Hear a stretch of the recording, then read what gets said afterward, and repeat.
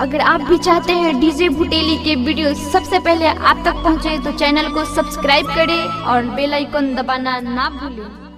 अरे माई रे माई, हे दरोगा जी, हे दरोगा जी। क्या है बचिया, क्या दिक्कत है तुमको? बोलो, कुछ बताओगी तब न समझेंगे। अरे क्या बताइए दरोगा जी, भुटेलिया हमार परसों के जोगावल चीज जियान को दिलवाए दरोगा जी। एगो रिपोर्ट लिख दे। क्या है आपका रिपोर्ट लिखवाइए। लिखिए दरोगा बाबू हमारो रिपोर्ट। अरे लिखिए दरोगा बाबू हमारो रिपोर्ट। लिखिए दरोगा बाबू हमारो रिपोर्ट। काटी के भुटेलिया फुलवले बाबोट। लिखिए दरोगा बाबू हमारो रिपोर्ट। काटी के भुटेलिया फुलवले बाबोट। पहिए से हमरा लागल रहे पीछा, पहिए से हमरा लागल रहे पीछा।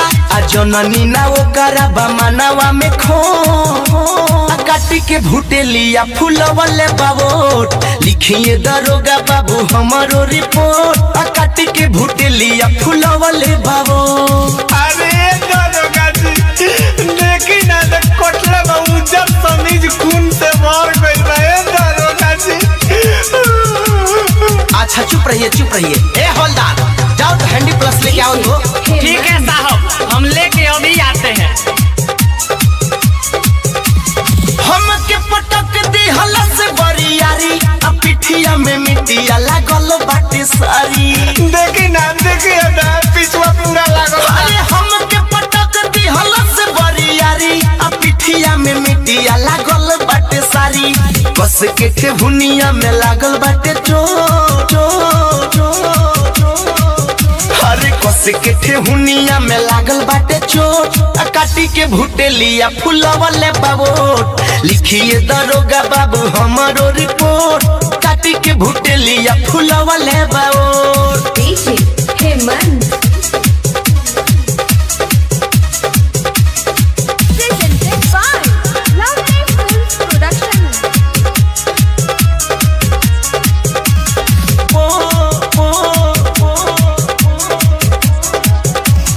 दूरले बाटे हिया लगाई के काबू। सारा खेला देखले बड़े धामू बाबू। हाँ तो ये बात धमुए से पूछा जाएगा। दूरले बाटे हिया लगाई के काबू। सारा खेला देखले बड़े धामू बाबू। आ दिने सफीरो जावा के रहुए सपो। आही रे दादा, मुके सफीरो जावा के रहुए सपो। काटी के भुटेलिया फुलवले बाबोट। आ लिखिए दरोगा बाबू हमारो रिपोर्ट। काटी के भुटेलिया फुलवले बाबोट। पहिए से हमरा लागल रहे पीछा, पहिए से हमरा लागल रहे पीछा। आ जननी ना ओकरा बमनवा में खो। काटी के भुटेलिया फुलवले बाबोट। लिखिए दरोगा बाबू हमारो रिपोर्ट।